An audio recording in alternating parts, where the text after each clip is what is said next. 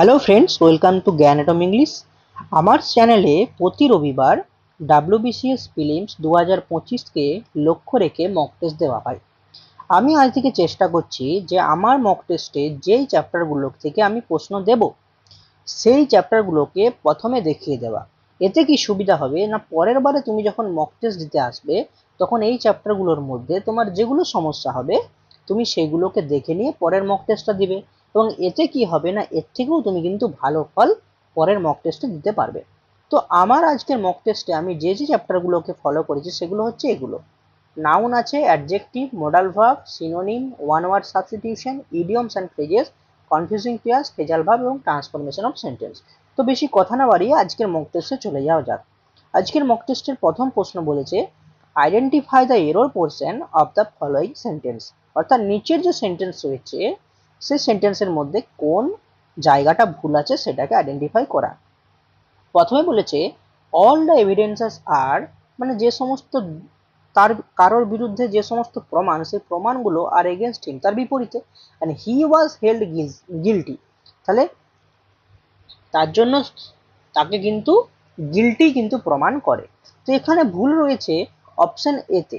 এখানে এই যে এভিডেন্স, এটাকে প্লুরাল করে দেওয়া হয়েছে। অ্যাকচুয়ালি এভিডেন্স, এই এভিডেন্স হচ্ছে একটা আনকাউন্টেবল নাউন, এবং এই আনকাউন্টেবল নাউনের কিন্তু কিছু রুলস আমাদেরকে জানতে হবে। প্রথমত জেনে নেওয়া যাক আনকাউন্টেবল নাউন কি। আনকাউন্টেবল নাউন মানে যে সমস্ত নাউন যেগুলোকে আমরা গুনতে পারবো না, আর যেগুলোকে আমরা গুনতে পারি তাকে বলা হয় countable noun. As per example, যদি বলা হয় ট্রিজ অর্থাৎ গাছগুলি, আমি গাছগুলোকে একটা দুটো করে গুনতে পারবো। বাট আমি যদি বলি সুগার, সেক্ষেত্রে তুমি কিন্তু চিনিকে গুনতে পারবে না, একটা অসম্ভব ব্যাপার হয়ে দাঁড়িয়ে যায়। তার জন্য চিনি হচ্ছে তোমার আনকাউন্টেবল নাউন, কিন্তু গাছ হচ্ছে তোমার কাউন্টেবল নাউন। তাহলে যেই জিনিসটা আনকাউন্টেবল মানে যেটাকে আমি গুনতে পারবো না, তাহলে সেটাকে আমি সিঙ্গুলার না প্লুরাল সেটা আমি কি করে বলবো? তাই যেহেতু আমি কোনো কিছুটাকে সিঙ্গুলার বা প্লুরাল বলতে পারবো না, তাই মনে রাখতে হবে যে আনকাউন্টেবল নাউনের ক্ষেত্রে ভার্ব কিন্তু অলওয়েজ তোমার সিঙ্গুলার হয়ে থাকে, সিঙ্গুলার হয়ে থাকে। আচ্ছা, দ্বিতীয়ত দ্বিতীয়ত আরেকটা রুল মনে রাখতে হবে যে আনকাউন্টেবল নাউনের আগে এ বা অ্যান আর্টিকেল কিন্তু বসবে না। তাহলে কি আর্টিকেল বসতে পারে না, দি আর্টিকেলটা কিন্তু বসতে পারে। ওকে, আরেকটা রুল তুমি মনে রাখতে পারবে, সেটা হচ্ছে কি যে আনকাউন্টেবল নাউনের আগে কিন্তু মাচ বা লিটিল বা কোয়ান্টিটি অফ, এই অ্যাডজেক্টিভ গুলো কিন্তু বসানো হয়। Many, few, A number of বা দ্য নাম্বার অফ, এই অ্যাডজেক্টিভ গুলো কিন্তু বসানো যায় না। তাহলে এই তিনটে রুল তোমাকে কিন্তু মনে রাখতে হবে। তাহলে উত্তর হলো অপশন এ, এখানে এভিডেন্সে তোমার ভুল ছিল। নেক্সট কোশ্চেন বলেছে my wife has spent dash money that have হার, মানে আমার বউয়ের যত টাকা ছিল সেই টাকাটাকে সে স্পেন্ড বা খরচা করে দিয়েছে। অপশন এ রয়েছে লিটিল, অপশন বি রয়েছে এ লিটিল, আর অপশন সি রয়েছে দা লিটিল। দেখো, লিটিল কথার অর্থ হচ্ছে কম। কম মানে আমি বলবো যে এটাকে যে নেই বললেই চলে, ঠিক আছে। আমি যখন যদি বলি যে লিটিল ওয়াটার, এর মানে হচ্ছে বোতলে কোনো জল নেই। যদি বলি এ লিটিল ওয়াটার, এর মানে হচ্ছে কি লিটিলের চেয়ে বেশি, কিন্তু এর মানে এই নয় যে অনেকটা বেশি থাকবে। তাহলে আমি যদি বলি এ লিটিল ওয়াটার, তার মানে ধরে নিতে হবে যে 2-1 ফোঁটা জল ছিল। বাট আমি যদি বলি দা লিটিল, তার মানে হচ্ছে যে পর্যাপ্ত না হলেও তোমার যতটা তোমার প্রয়োজন সেটা কিন্তু মোটামুটি আছে। অ্যাজ পার এক্সাম্পল, আমি যদি বলি, ধরো আমি আমার একটা বন্ধুকে বলছি যে ভাই রে, আমার 7 দিন পরে পরীক্ষা, আর ওই বিষয়ে আমার সেরকম কিছু নোটপত্র নেই, তাহলে একটা কাজ কর না, তোর নোটগুলো আমাকে দে। তখন আমার বন্ধু আমাকে বলল যে আমার কাছেও কিন্তু সব নোট নেই, কয়েকটা আছে। আমি বললাম ওইটুকুই আমাকে দে যদি পাস করতে পারি। তার মানে দা লিটিল আমি তখন বললাম। তাহলে আমি কি বললাম? দা লিটিল। তাহলে আমি দা লিটিল বলতে কি বোঝালাম যে সবটুকু না হলেও ভাই মোটামুটি যতটুকু তোর কাছে আছে সেটা দে। তাহলে দা লিটিল বলতে বোঝায় যতটুকু আছে ততটুকুই। তাই my wife has spent the little money that have হার, তাহলে আমার স্ত্রী সেই টাকাটাকেই খরচা করেছে যেটা তার কাছে ছিল, যেটুকু তার কাছে ছিল। আমার স্ত্রীর কাছে এমন নয় যে প্রচুর টাকা ছিল, বাট যেটুকু তার কাছে ছিল সেটাকে কিন্তু সে খরচা করে দিয়েছে। ঠিক আছে, তাই উত্তর এখানে দ্য লিটিল হবে। যদি বলতাম লিটিল মানি, তার মানে কোনো টাকা ছিল বলতেই নেই, আমার টাকাই ছিল না। আর যদি বলতাম এ লিটিল মানি, তার মানে কিছু দু এক টাকা, একবারে কম। ঠিক আছে, তো এখানে দ্য লিটিল কিন্তু উত্তর হলো। নেক্সট কোশ্চেন দেখো, বলেছে find out the correct sentence, মানে চারটে সেন্টেন্সের মধ্যে কোনটা সঠিক সেন্টেন্স সেটাই কিন্তু বের করতে হবে। তো এখানে উত্তর হবে all my friends have got selected, এটাই ছিল তোমার সঠিক অ্যান্সার। ঠিক আছে, নেক্সট বা 4 নম্বরটা দেখো, যে রবি ডিসকাসড ডেমোক্রেসি, ফেডারালিজম এবং judicial review. He said that the latter essential for protecting constitutional supremacy. তাহলে এখানে রবি তিনটে জিনিসকে ডিসকাস করেছে, একটা হচ্ছে ডেমোক্রেসি, আর একটা ফেডারালিজম, আর একটা হচ্ছে জুডিশিয়াল রিভিউ। ঠিক আছে, এখানে লেটার বলেছে, যেটা হচ্ছে কি না, যেটা essential for protecting constitutional supremacy. তো এখানে প্রশ্ন করেছে যে লেটার বলতে এখানে কাকে রেফার করা হয়েছে, ডেমোক্রেসিকে না ফেডারালিজমকে না জুডিশিয়াল রিভিউকে না এ আর বি মানে ডেমোক্রেসি এবং ফেডারালিজম দুটোকেই। ঠিক আছে, আমাকে মনে রাখতে হবে যে একটা হয় তোমার ফর্মার আর একটা হয় তোমার লেটার। এই ফর্মার মানে যেটা একবারে প্রথমেরটা, আর লেটার বলতে বোঝায় যে একেবারে শেষেরটি।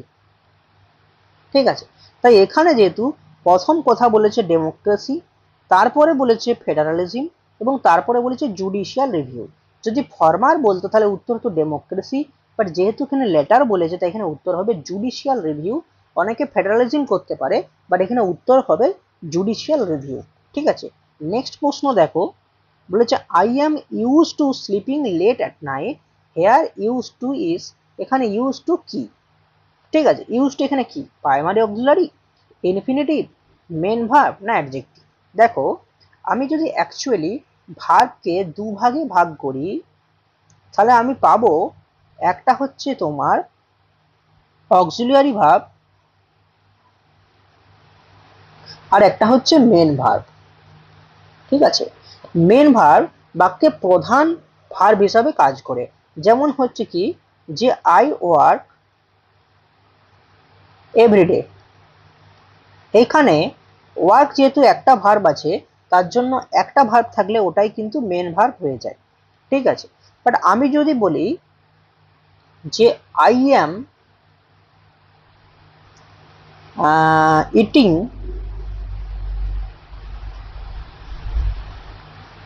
রাইস, এখানে একটাই অ্যাম একটা ভার্ব আর ইটিং একটা ভার্ব, তাহলে এটা আমি বলবো হেল্পিং ভার্ব এবং এটাকে আমি বলবো মেন ভার্ব। ঠিক আছে, তাহলে একটা ভার্ব থাকলে এটা মেন ভার্ব, তাহলে দুটো ভার্ব থাকলে প্রথমে একটা হেল্পিং ভার্ব হয় এবং তারপর একটা মেন ভার্ব হয়। এই যে অক্সিলারি ভার্ব, এটাকে আমরা হেল্পিং ভার্ব বলি, যে কি করে না একটা সেন্টেন্সের মধ্যে বসে ওই সেন্টেন্সের অর্থটাকে সম্পূর্ণ করে এবং সেন্টেন্সটাকে গ্রামাটিক্যাল কোনো ভুল হতে দেয় না। ঠিক আছে, এবং অক্সিলারি ভার্বকে আমরা দুভাগে ভাগ করতে পারি, একটা হচ্ছে প্রাইমারি অক্সিলারি, একটা হচ্ছে মোডাল অক্সিলারি। ঠিক আছে, যেগুলো হচ্ছে প্রাইমারি অক্সিলারি সেটা হচ্ছে কি কি না বি ভার্ব, হ্যাভ ভার্ব এবং ডু ভার্ব, এই তিনটে হচ্ছে প্রাইমারি অক্সিলারি, এবং মোডাল অক্সিলারি হচ্ছে বাকিগুলো। ঠিক আছে, তো কিন্তু আমি যখন পুরো অক্সিলারি ভার্ব পড়বো, তখন দেখবো আমাকে দুটো জিনিসে খুব ঝামেলা করবে, একটা হচ্ছে ডেয়ার, একটা নিড, আর একটা হচ্ছে ইউজ টু। এই ইউজ টু যেটা আছে সে হচ্ছে তোমার অ্যাডজেক্টিভ হিসাবেও কাজ করতে পারে। ঠিক আছে, অক্সিলারি হিসাবে, অক্সিলারি ভার্ব হিসাবে কাজ করতে করতেও তোমার হচ্ছে অ্যাডজেক্টিভ হিসাবেও কিন্তু কাজ করতে পারে। ঠিক আছে, তো এইখানে দেখো I am use to sleeping late at night. ঠিক আছে, এইখানে এই যে অ্যাম, এই অ্যাম হচ্ছে তোমার হেল্পিং ভার্ব, ইউজ টু হচ্ছে এখানে অ্যাডজেক্টিভ এবং স্লিপিং হচ্ছে তোমার মেন ভার্ব। ঠিক আছে, তো এখানে ইউজ টু কিন্তু অক্সিলারি ভার্ব নয়, এটা হচ্ছে তোমার কিন্তু মেন ভার্ব হিসাবে, এখানে এটা কিন্তু অ্যাডজেক্টিভ হিসাবে কাজ করছে, তাই এখানে উত্তর হবে অপশন ডি। ঠিক আছে, তো অনেকে মনে হতে পারে যে এটা মেন ভার্ব হবে, বাট এখানে ইউজ টু কিন্তু অ্যাডজেক্টিভ হিসাবে কাজ করে। নেক্সট কি 6 নম্বর, ইউ ড্যাশ ওরি নাও। অপশন এ বলেছে নিড নট, অপশন বি বলেছে need not to, option C বলেছে নট নিড টু, আর অপশন ডি বলেছে নিড। তাহলে তোমার চিন্তা করতে হবে না। তো মনে রাখবো, যদি নট নিড লেখা থাকে তারপরে কিন্তু টু দেওয়া যেতে পারে, বাট যদি নিড নট থাকে তারপরে কিন্তু টু হয় না, কারণ এটা কিন্তু বেয়ার ইনফিনিটিভ হয়ে যায়। তো আমরা বলবো ইউ নিড নট ওরি নাও। তাহলে এখানে কিন্তু নট নিড টু নয়, এখানে হবে নিড নট ওরি নাও। যেহেতু নিড নট আছে তাই নিড নটের পরে কিন্তু টু বসবে না, তাই অপশন বি কিন্তু এখানে উত্তর হলো না, অপশন এ হলো এখানে সঠিক উত্তর। ঠিক আছে, নেক্সট কোশ্চেন বলেছে fill in the blanks with collective noun. ঠিক আছে, a dash of servants. Collective noun বলতে কি বোঝায় না, কালেকটিভ নাউন বলতে বোঝায় যে অনেকগুলো নাউনের গ্রুপকে, এবং সেই গ্রুপটাকে এক কথায় কি বলে সেটাকে আমরা কালেকটিভ নাউন। তাই আমাদেরকে অনেক কালেকটিভ নাউন কিন্তু মুখস্থ করতে হয়, এবং এগুলো ডাব্লিউবিসিএস ছাড়াও বাকি যে তোমার স্টেটের এক্সামগুলো আছে যেখানে ইংলিশ রয়েছে সেখানে কিন্তু রয়েছে, অর্থাৎ ডাব্লিউবিসিএস পুরোটা করে নিতে পারলে বাকি এক্সামগুলো এমনিতেই হয়ে যাবে। ঠিক আছে, অসুবিধা কিছু হবে না। তো এখানে মনে রাখতে হবে যে এই যে ক্রিউ, অপশন এ ক্রিউ, এই ক্রিউটা অ্যাকচুয়ালি সেলারের ক্ষেত্রে হয়ে থাকে। ঠিক আছে, এই যে ক্যারাভান রয়েছে না, এই ক্যারাভানটা হয়ে থাকে পিলগ্রিমসের ক্ষেত্রে, বা তোমার ট্রাভেলার্সের ক্ষেত্রেও কিন্তু ক্যারাভান অফ ট্রাভেলার্স বলা যেতে পারে। অপশন ডি গ্রুপ, এই গ্রুপ অফ ফ্রেন্ডস হতে পারে, তারপরে হতে পারে এই গ্রুপ অফ ড্যান্সার্স। এবং অপশন সি রেটিনিউ, এই রেটিনিউ হচ্ছে তোমার অ্যাকচুয়ালি তোমার সার্ভেন্টসের ক্ষেত্রে হয়ে থাকে। তাই এখানে উত্তর হবে অপশন সি, রেটিনিউ অফ সার্ভেন্টস। ঠিক আছে, 8 নম্বর কি, দ্য ওয়ার্ড ডেটা।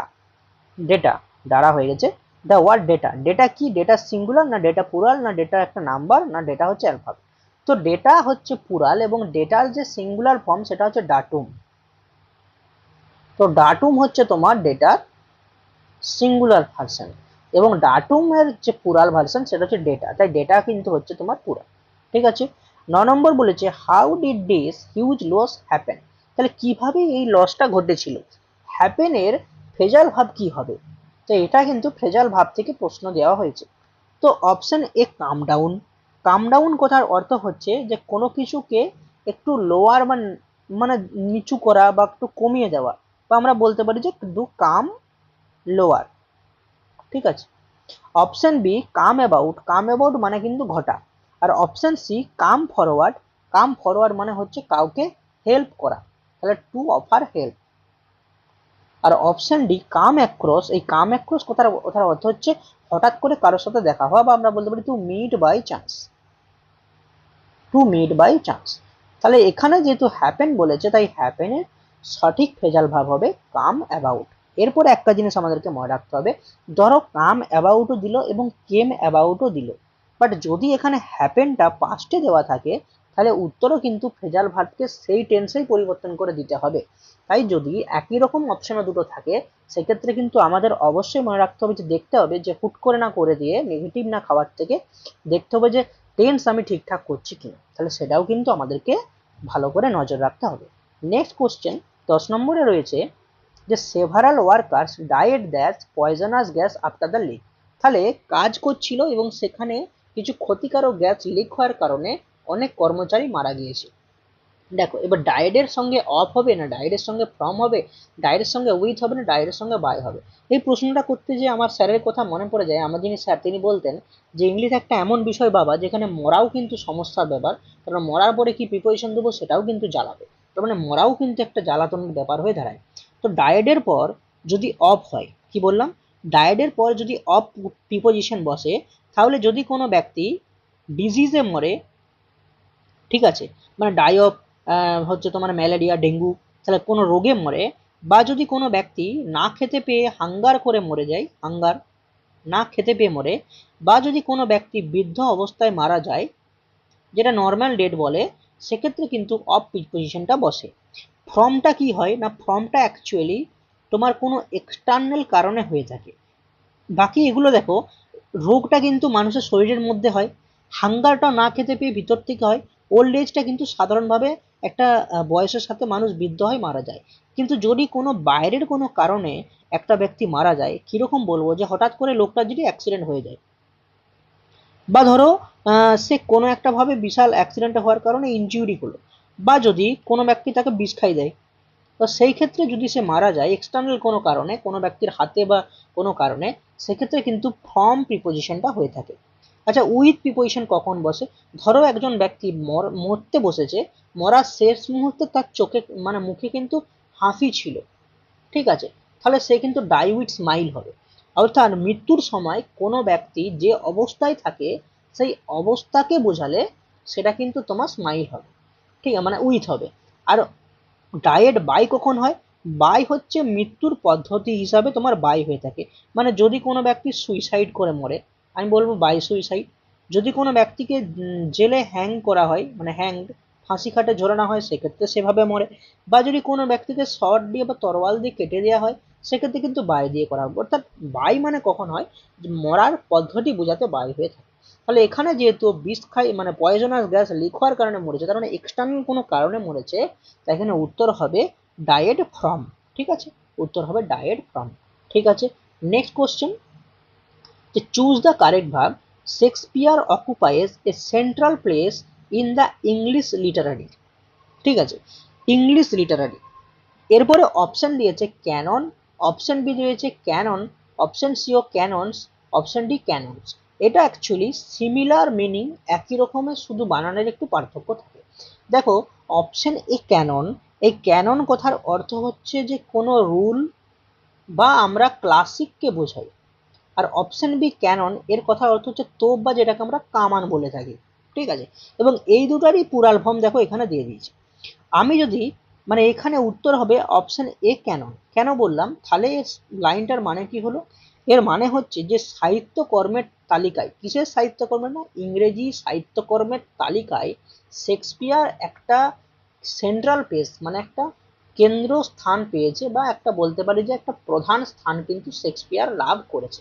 তাই এখানে লিটারারি ক্যানন বা লিটারারি মানে তালিকা বা রুল বা ক্লাসিককে বোঝাচ্ছে, তার জন্য এখানে অপশন এ ক্যানন কিন্তু উত্তর হবে।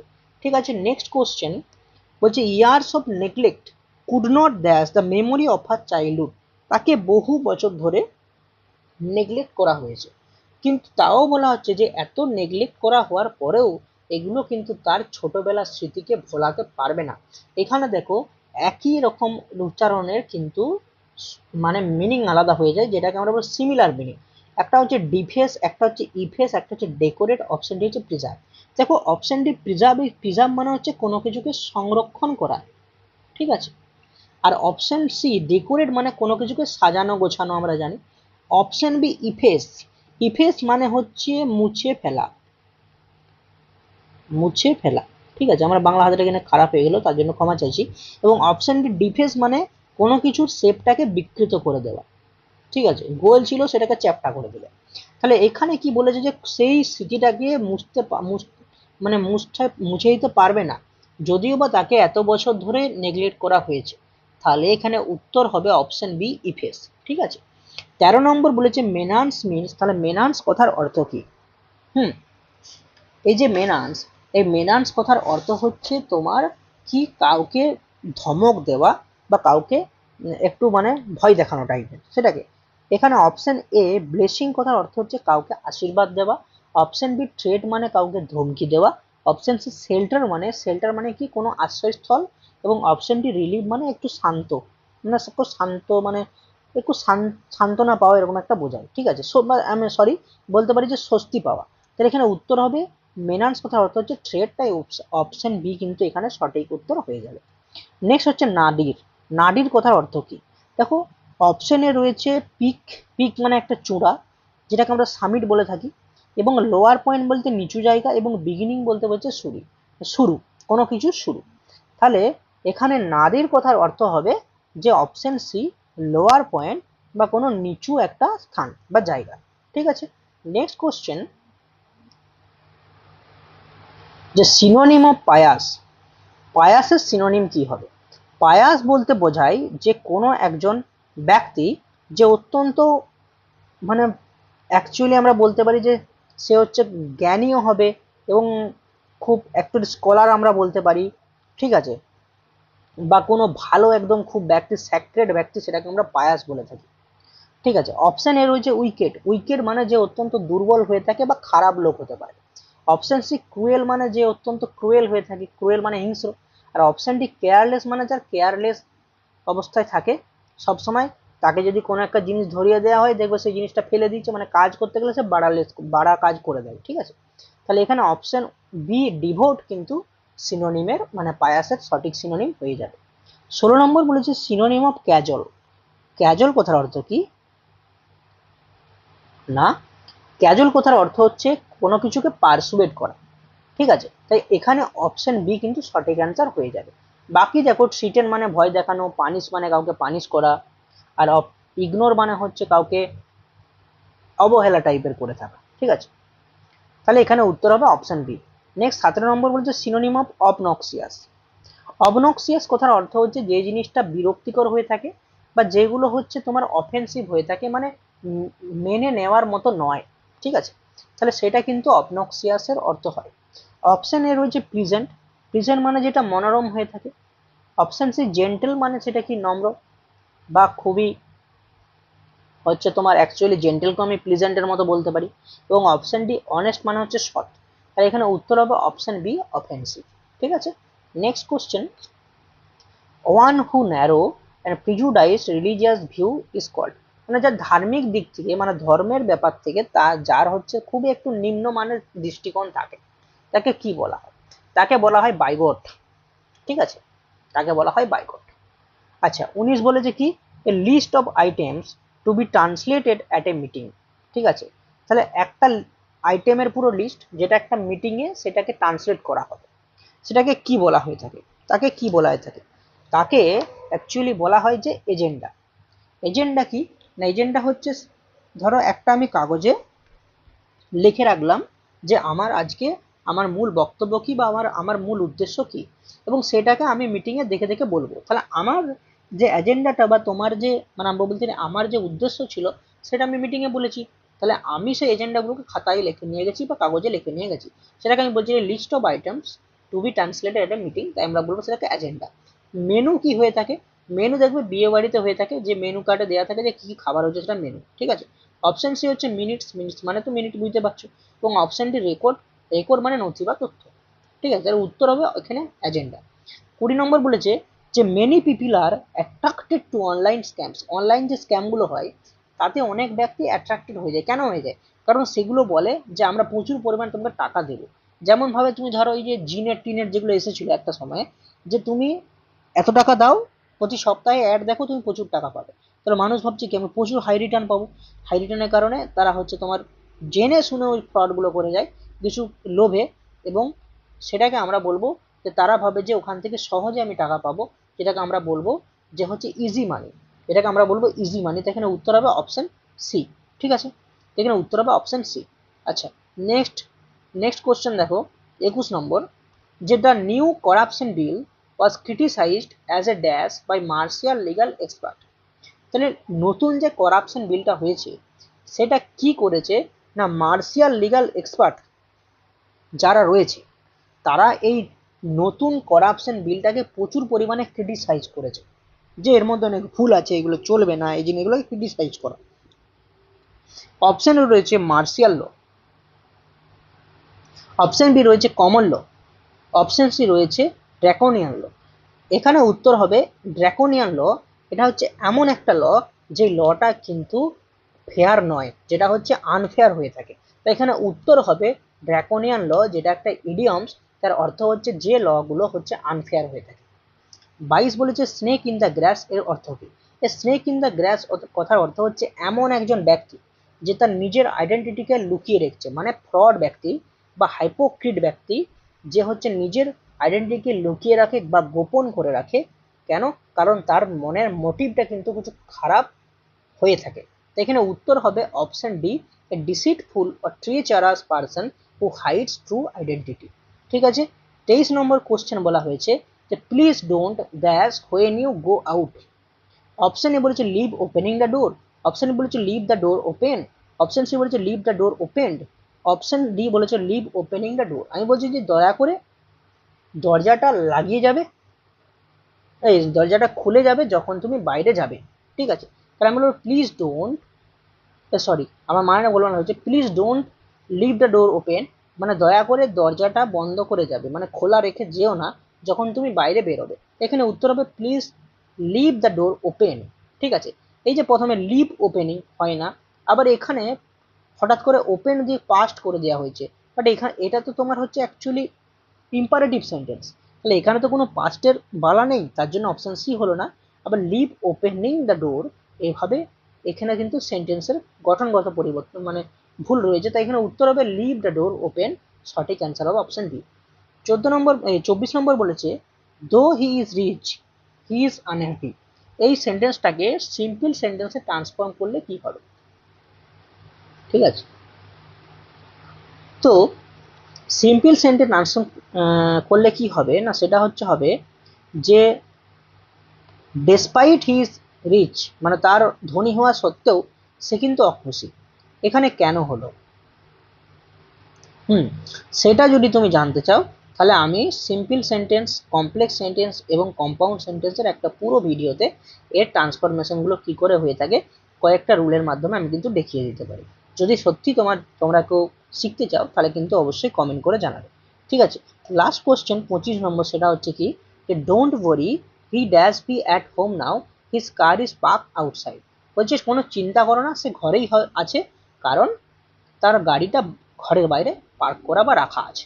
ঠিক আছে, এখানে অবলিক মানে ব্যাকেটে দেওয়া আছে স্ট্রং প্রবাবিলিটি, মানে অত্যন্ত বেশি সম্ভাবনা বোঝাচ্ছে, সেরকম একটা মোডাল ভাব দিয়ে তোমাকে কিন্তু এই ড্যাশটা পূরণ করতে হবে। তাহলে মাইট হবে, ক্যান হবে, উইল হবে না মাস্ট হবে? ঠিক আছে, ক্যান মানে পারা বোঝায়, পারা মানে যেই জিনিসটাতে আমাদের অ্যাবিলিটি লাগে সেগুলো কিন্তু ক্যান দিয়ে করা হয়ে থাকে। উইল অ্যাকচুয়ালি কখন হয় না, এক ফিউচার টেন্সে উইল হয়ে থাকে, যেমন আই আর উই বাদে বাকি সমস্ত ক্ষেত্রে উইল হয়। আর উইল কখন হয় না, যদি আমরা দৃঢ় কোনো ইচ্ছা বোঝাই বা কাউকে অর্ডার করা বোঝাই, বা বাইরে একটা বোর্ড দিয়ে লিখে দেওয়া হয়েছে যে কি নিষেধাজ্ঞা, যে এখানে ঢোকা যাবে না, এসব বোঝাতেও কিন্তু উইল ব্যবহার হয়ে থাকে বা শ্যাল ব্যবহার হয়ে থাকে। এবং অপশনে মাইট, মাইট কখন ব্যবহার হয় না, মাইট হচ্ছে সেখানে একটা পসিবিলিটি রয়েছে, বাট সেই পসিবিলিটিটা কিন্তু কম পসিবিলিটি রয়েছে, বাট এখানে বলেছে স্ট্রং প্রবাবিলিটি, তার জন্য অপশন ডি মাস্ট হবে এখানে সঠিক অ্যান্সার। ঠিক আছে, তাহলে এই ছিল আজকের 25টা কোশ্চেন। কোশ্চেন কিন্তু ইজি টু মডারেট বা কোনো কোনো ক্ষেত্রে মডারেট টু হার্ডও হয়তো মনে রাখতে হতে পারে, তো আমি চেষ্টা করেছি। তো আমার যদি ভিডিওতে কোনো রকম ভুলভ্রান্তি থাকে অবশ্যই কমেন্ট করে জানাবে। আর প্লিজ আমার চ্যানেলটা খুবই ছোট, তো আমাকে একটু সাপোর্ট করো, কারণ ভিউ যদি না আসে সেক্ষেত্রে করতে সত্যিই বলতে মনোবল থাকে না, ভিডিও করতে মনোবল থাকে না। তো দেখা হচ্ছে পরের ভিডিওতে।